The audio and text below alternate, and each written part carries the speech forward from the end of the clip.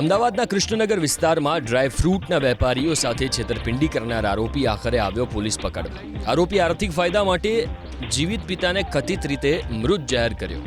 પિતાની પુણ્યતિથિ નિમિત્તે દાન પ્રસાદ કરવાનો ઢોંગ રચીને ડ્રાય ફ્રૂટ ખરીદીને 5 વેપારીઓ સાથે 13.80 લાખની ઠગાઈ કરી.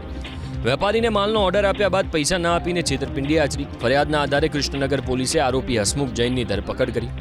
ડ્રાય ફ્રૂટના વેપારીને આરોપી હસમુખ જૈને ફોન કરીને પિતાની પુણ્યતિથિ હોવાથી 200 કિલો બદામ, 50 કિલો પિસ્તા અને 80 કિલો કાજુ મળીને કુલ 350 કિલો ડ્રાય ફ્રૂટનો ઓર્ડર આપ્યો.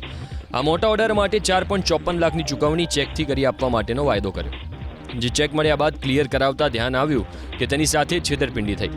આરોપી મોટી ડ્રાય ફ્રૂટની દુકાનોની રેકી કરતો અને તેમના નંબર મેળવતો. ફોન પર તેમને ઓર્ડર આપતો, ઓર્ડર આપીને ચેક રેપિડો કે અન્ય વ્યક્તિ મારફતે મોકલાવતો. જે બાઉન્સ થતા જ્યારે વેપારી આરોપી હસમુખ જૈનનો સંપર્ક કરતા ત્યારે તેના પિતાજીનું અવસાન થયું છે, જેથી બાદમાં પેમેન્ટ કરી દેશે તેવો વાયદો કરતો.